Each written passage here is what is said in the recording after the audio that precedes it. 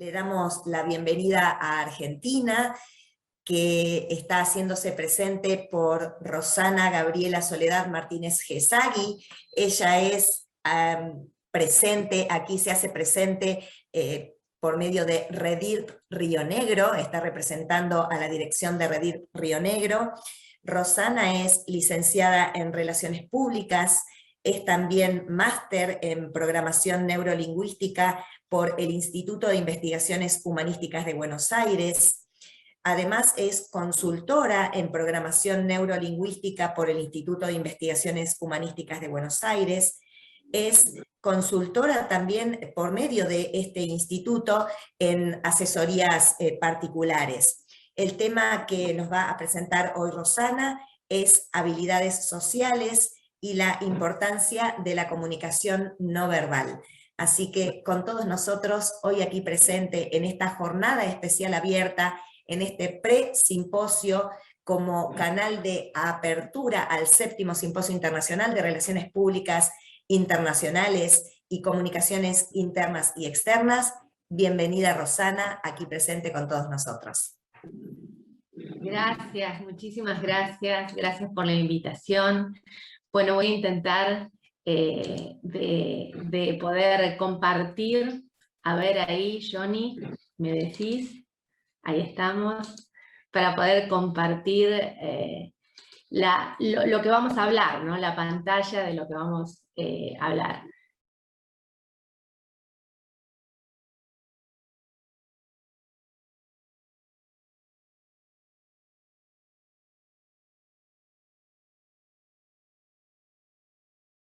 Bueno, yo voy a hablar sobre la comunicación no verbal. Ante todo, agradecer a todo el equipo, agradecer al área técnica, que sé que es muy importante para nosotros, por supuesto a vos, Silvana, a Antonio, como siempre, a todo el equipo de Redir.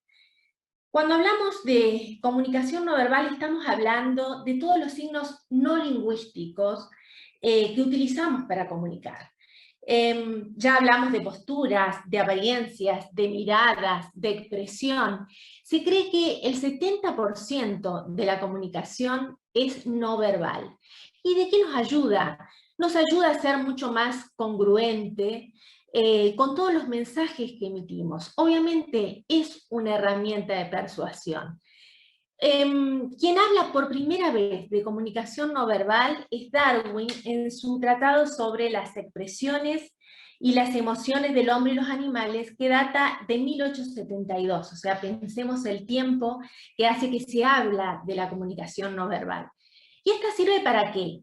Para entender lo que la persona transmite, lo que la persona disimula, lo que la persona oculta, pero sobre todo el autoconocimiento, el comportamiento nuestro ante la emisión con respecto a algo. Por esto es importante que todos los que trabajamos en comunicación sepamos de qué se trata la comunicación no verbal.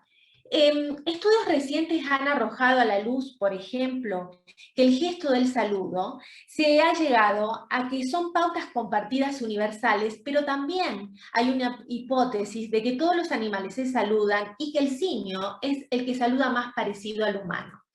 Pero volviendo al humano, la gestualidad más común en el saludo, podemos decir que son 3: inclinar la cabeza, sonreír o presentar la palma de la mano como para saludar, ¿no? Esas son las los 3 gestos más universales, digamos, en el saludo. La comunicación no verbal transmite cosas muy importantes, como qué, por ejemplo, como emociones, como actitudes interpersonales, como saber si alguien es sumiso o si es dominante. Presenta la personalidad del individuo, como también los tiempos y los ritmos de la conversación, que son tan fundamentales. La gestualidad es muy amplia y esto depende también de las comunidades o de las sociedades. Por ejemplo, la sociedad mediterránea, la sociedad de Oriente Medio son muy prolíficas en gestualidades. Se cree que hay cerca de 700.000 gestos aproximadamente. Y los investigadores han catalogado 5 básicos comportamientos gestuales, que muchos de ellos ustedes lo van a conocer, pero lo vamos a ir compartiendo. Uno es el emblemático, otro es el ilustrador, Otro es el regulador, otros son los adaptadores y por último las manifestaciones de afecto. Cuando hablamos de emblema es el fenómeno cultural comunicacional similar a un modismo, pero son aquellos que literalmente cuando hablamos, literalmente el otro lo entiende, no tengo que estar explicando, o sea, el signo del silencio, el signo del ok, el signo de buena suerte, el del no sé al subir los hombros, por ejemplo. Otro de los emblemáticos conocidos son por ejemplo, un minutito que se fue, son estos, por ejemplo, el de subir la nariz y el mentón, diciendo que esta persona es agrandada, el de las fosas nasales, subiendo el maxilar y mostrando las fosas nasales en situación de desprecio, que eso tiene que ver con una cosa muy desde los inicios del ser humano, que tiene que ver con el asco. No me agrada, ¿no? Desde ahí viene la abertura de las fosas nasales. Otro emblema muy común es el de saludar, el de hacer de esta manera y decir que tengo sueño, el de apiñar las manos y en forma agresiva decir, ¿qué te pasa? ¿No? El de utilizar el índice en la sien como diciendo, este está loco, o también como si fuera un arma, esto no lo soporto, por ejemplo, ¿no? Estos son algunos de los signos que podemos decir que son los signos emblema, que en realidad son muchos y son aceptados por todo el grupo en comunicación en forma cotidiana. Luego están los que denominamos los ilustradores, que ¿para qué sirven? Para dar forma visual al discurso verbal. ¿Y dónde son importantes? Son importantes en el cara a cara, en una cámara, en un auditorio, porque son los que de alguna manera manifiestan en perfecta concordancia lo que nosotros estamos queriendo comunicar. Algunos de los ilustradores, para contarles a ustedes, puede ser, por ejemplo, mover las manos de forma circular hacia el público cuando estoy diciendo algo que me parece importante, como si fuera una batuta. Otra forma interesante de ilustrador para utilizar aquellos que comunicamos es mostrar las palmas de la mano, ¿no es cierto? Que es muy importante, mostrar las palmas de la mano, y que significan sinceridad. Obviamente uno no va a estar mirando todo el tiempo, estando así permanentemente, ¿no? Pero una de las maneras interesantes también de identificar cuando se apasiona un orador es que va a tener los dedos como hacia arriba cuando está diciendo algo, por ejemplo. Otra de las maneras del ilustrador es cuando quiere focalizar algo, hacer énfasis en algo, como si fuera una hoja de un hacha. Nosotros no vamos a permitir esta situación, no haremos tal cosa, por ejemplo. Otro ilustrador interesante es el de la mano en el corazón, que significa honestidad. Bueno, y uno que no está ahí, pero que me parece interesante compartirlo con ustedes, es uno que se llama de precisión, en donde se une el dedo pulgar con el índice y cuando uno quiere hacer hincapié en algo, esto es fundamental, de esta manera se puede hacer tal cosa. Ese es un ilustrador también interesante de utilizar. Bueno, los ilustradores son muchos, pero estos son algunos de los que podemos compartir hoy. Otros gestos que tienen mucho que ver con nosotros en el día a día y en la observación son aquellos que se denominan reguladores, que son los que reclaman, los que retienen, los que entregan o ceden los turnos del diálogo. Un regulador que van a entender que todos ustedes es el regulador cuando alguien da la mano, que inicia una conversación, o cuando uno termina una conversación y entrega la mano nuevamente. Estos obviamente indican que continúe al interlocutor, que repita, que se apresure o que preste atención. Es alguno de los reguladores. El más común, el de asistir con la cabeza o el del negar con la cabeza, es un regulador. Otro, el de la mirada, que es fundamental, ¿no? Si yo estoy atendiendo a la persona, estoy interesada en lo que está diciendo, es un regulador, como así también es un regulador el que me corro, saco mi vista del lugar, y eso me está identificando cómo va mi comunicación. Por eso es muy importante. Luego están los que se denominan los adaptadores. Bueno, son aquellos utilizados para manejar las emociones que no queremos expresar. Y a ver, ¿a quién no le ha pasado decir, ah, no, no quiero estar en esta reunión con esta persona? Es cuando mi estado de ánimo es prácticamente incompatible con lo que quiero expresar, pero el flujo de energía tiene que salir.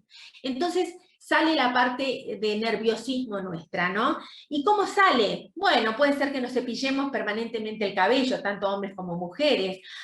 Puede ser que nos estiremos el lóbulo de la oreja, que no es lo mismo que acariciar el lóbulo de la oreja. ¿Por qué digo esto? Porque cuando alguien está acariciando el lóbulo de la oreja puede ser que se sienta cómodo, pero cuando alguien estira tiene que ver con el nerviosismo. Bueno, uno de los adaptadores más comunes es ese, ¿no?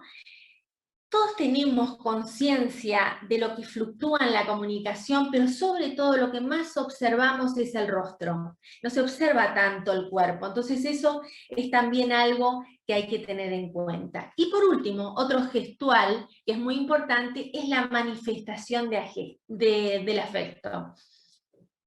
Estas son respuestas de estados afectivos, pero no de mi estado afectivo, sino de otra persona, ¿se entiende? Alguna vez, por ejemplo, les habrá sucedido, ay, lo escuché y lo único que me sucedió fue querer abrazarlo. O al revés, porque como estas también intensifican, neutralizan o encubren un estado, puedo decir, la visto que estaba por llorar, entonces bajé la vista. Por ejemplo, ¿no? Es alguna de las manifestaciones de afecto más comunes. Y si vamos a hablar de comunicación no verbal, no podemos dejar de hablar de la mirada. Bueno, lo elegí a Rubens porque me parece un pintor que expresa en la mirada algo muy profundo, ¿no? Porque para llegar a una pintura eso... ¿Y qué es la mirada? La mirada es tocar de alguna manera al otro en la distancia, ¿no? El comportamiento ocular es uno de los comportamientos más sutiles, pero más importante en la comunicación. ¿Y qué puede pasar con el contacto ocular? Una persona que tenga los ojos sostenidos, como dije anteriormente, hacia la otra persona, es que está interesada. Cuando alguien empieza a parpadear en exceso, es nerviosismo. ¿Qué puede desarrollar ese nerviosismo? Y ahí, bueno, ya tenemos que prestar atención, puede ser la ansiedad, puede ser confusión, puede ser excitación, pueden ser tantas cosas. Un caso a destacar que se produce, que lo quise traer, es lo que se denomina bloqueo visual. ¿Cuándo es el bloqueo visual? Seguro que a ustedes alguna vez le pasó. No sé, estoy en una determinada situación o estoy caminando en algún lugar y de repente veo, no, alguien que no quiero ver. Ah, no, mira, y está viniendo hacia mí. Cierro los ojos en milésimas de segundos más que normalmente, y a eso se denomina bloqueo visual. Y es, de alguna manera, una manifestación de rechazo o de desdén hacia otro. Pero representa, y por eso lo quise traer, un resabio infantil nuestro, ¿no? Esa idea, o que presupone que uno puede ver al otro y que el otro no te puede ver, eso que le hacemos a los niños, acá no está, acá está, acá no está, acá está, bueno, eso, ¿no? Que es tan importante. Pero bueno, existe lo que se denomina bloqueo visual. Si veo a alguien de esa manera, debo decirle que lo está rechazando, le está teniendo desdén, por lo menos lo podemos identificar. Es muy importante los distintos brillos también en los ojos, en la mirada, es algo que nosotros no prestamos atención normalmente. Eso muestra, trasluce tristeza, ira, temor y también vehemencia, ganas de mostrar o de hacer algo. Eso es muy importante. Y también es importante el aspecto exterior. Y el aspecto exterior dice mucho de nosotros. Los expertos señalan que puede saber su estado de ánimo, puede saber su personalidad. De hecho, cada persona emite una imagen que obviamente después la va a decodificar y va a tener una respuesta sobre esa imagen, sobre la determinada persona. Pero siempre trata de identificarse desde el aspecto exterior, porque la vestimenta es muy particular. Hay colectivos, individuos que durante años han intentado identificarse. Estamos hablando, por ejemplo, de policías, médicos, jueces, se me ocurre militares, sacerdotes, enfermeros, que han tratado de identificarse a través de la vestimenta. La ropa por sí solo transmite un montón de cosas. ¿Qué te puede transmitir? Te puede transmitir el sexo, el grupo étnico, el nivel de independencia de la persona, si alguien es muy extrovertido, si es introvertido, si alguien es original, si alguien es excéntrico. Aparte la ropa de la persona, también los adornos y hoy también la cosmética. Eso es algo importante, fuera de los tatuajes, de las joyas, de los pendientes, todo está transmitiendo un mensaje. Pero en sociedades, por ejemplo, de contacto, en donde es tan importante, por ejemplo, los árabes se acercan muchísimo a la persona para poder sentir el aliento, porque para ellos es importante sentir el aliento de la otra persona. Una comunicación o un lugar, una sociedad de no contacto como la norteamericana, en donde prácticamente tratan de tener aromas químicos y no, para no sentir sus aromas verdaderos, imagínense la diferencia que ya puede haber ahí en la comunicación. Y obviamente también es importante cuando hablamos de la comunicación no verbal, hablar de la proxémica. ¿Y qué es la proxémica? Es el estudio del espacio, del lenguaje, en donde la comunicación no verbal tiene que ver con el territorio, ¿no? Nosotros vivimos como en una burbuja, vivimos como en un territorio representando un margen de seguridad. ¿Qué pasaría si alguien invade ese margen nuestro de seguridad? Y pasarían dos cosas básicas por lo menos. O huirían o atacaríamos, ¿no? O nos alejaríamos o diríamos, ¿por qué estás en este lugar? Por eso es importante los tipos de distancia. Y existe la distancia íntima, que es aquella donde el contacto interpersonal se encuentra a 45 centímetros, que es hasta donde uno siente y es consciente del ritmo respiratorio del otro, que se da en una pareja, que se da en una familia, que se da en un hijo. Luego está la distancia personal de 45 a 75 centímetros, que es la distancia apropiada para discutir, para charlar algo personal. Luego está la distancia social próxima, que es la que se da normalmente entre un escritorio, que es de 1,20 a 2 metros, una silla, un escritorio y la silla y la otra persona, dentro de un área formal, ¿no es cierto? Luego está la distancia social lejana, entre 3 y 4 metros, que se puede dar en un desayuno de trabajo, en una reunión de 9 o 10 personas en una mesa grande. Luego está la distancia pública, que es aquella superior a los 4 metros, entre el emisor y el receptor.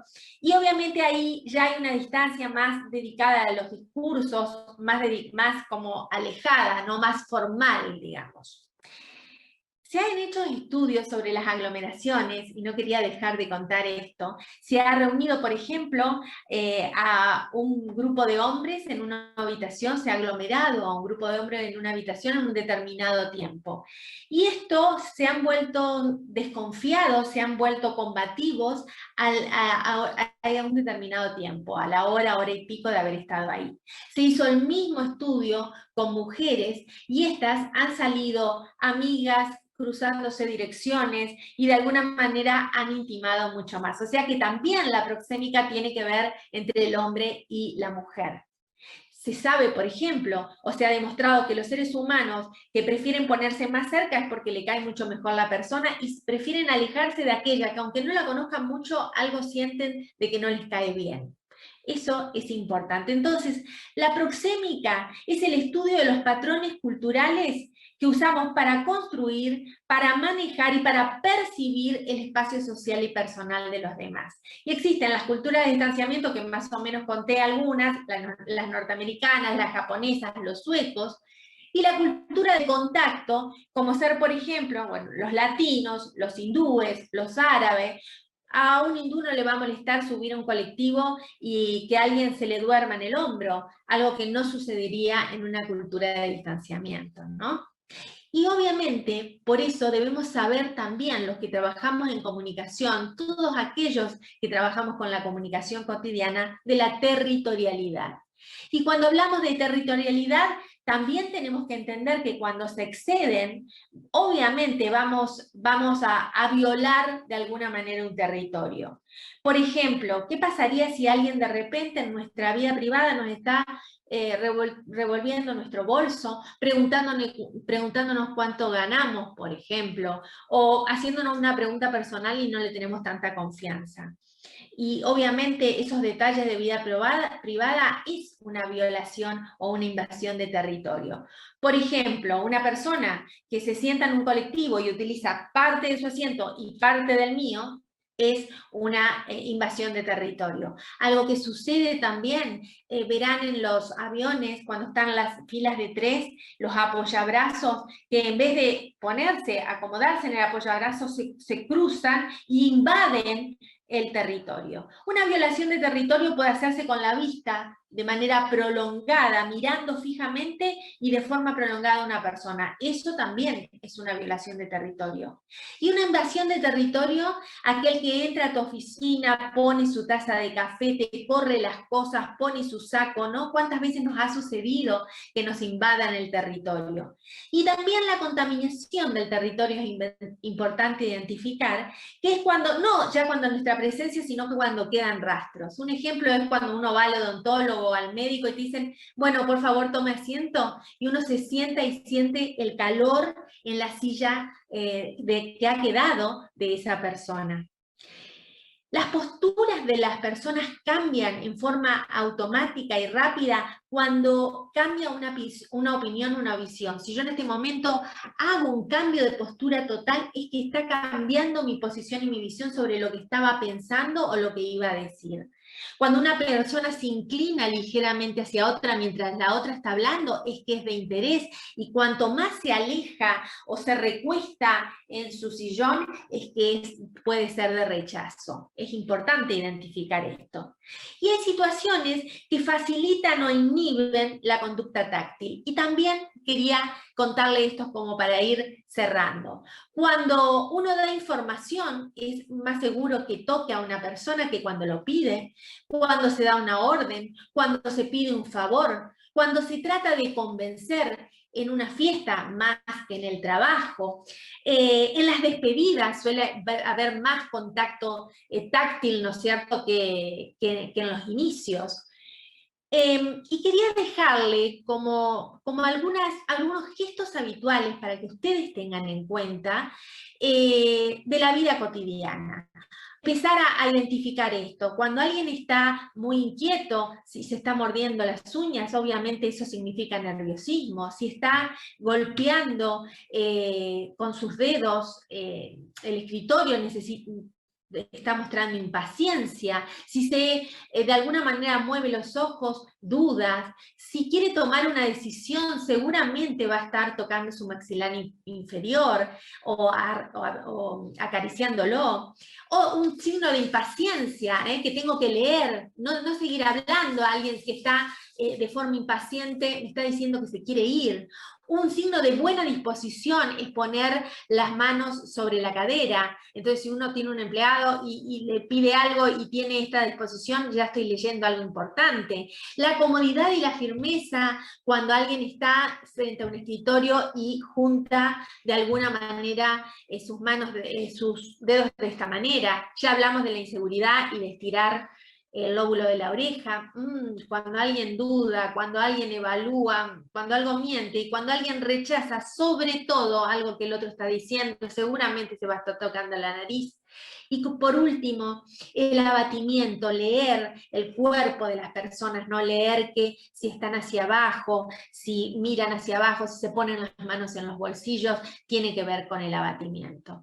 Y como empecé hablando con Darwin, quería terminar con Darwin, porque encontré una frase que me encantaría compartir con ustedes, que dice esto: el hombre, con todas sus nobles cualidades, con su compasión hacia los que se sienten desarraigados, con su benevolencia, no solo hacia los otros hombres, sino hacia la más humilde criatura, con su intelecto que parece divino, y ha penetrado en los movimientos y la formación del sistema solar, con todos estos elevados poderes, dice Darwin, todo hombre sigue cargando en su condición corporal el sello indeleble de su modesto origen. Y eso es la comunicación no verbal, nuestro sello indeleble. Y quienes comunicamos debemos saber de ella. Muchas gracias. Muchísimas gracias, Rosana, por tu impecable presentación. La verdad que siempre es interesante escuchar porque, bueno, estamos ahí presentes nosotros, así que mientras estábamos escuchándote, a la vez vivíamos lo que vos estabas contándonos, así que podíamos estar manifestándonos a través de distintos gestos, moviendo los ojos, o estirándonos el lóbulo de la oreja, o tocándonos los rulos, o sea, todas esas expresiones tan cotidianas. Así que con estos gestos tan ilustrativos, tan adaptadores, tan reguladores, que vos nos volviste a refrescar o bien a internalizar en nosotros, la verdad que quedamos muy agradecidos por esta presentación. Seguramente van a surgir preguntas, así que te pedimos, todos los presentes, que por favor nos acompañes hasta el final de este presimposio. Y bueno, una vez más agradecerte por tu presencia aquí en esta jornada especial abierta. Gracias a ustedes. Para mí siempre es un placer compartir con Redir, compartir con todos ustedes y con ese equipo impecable que tienen. Y no quiero dejar de agradecer a la parte técnica, a Romina, a Johnny, que estuvieron tan atentos a nosotros. Así que, y por supuesto a vos, Silvana, Antonio, a todos. Así que un placer, gracias.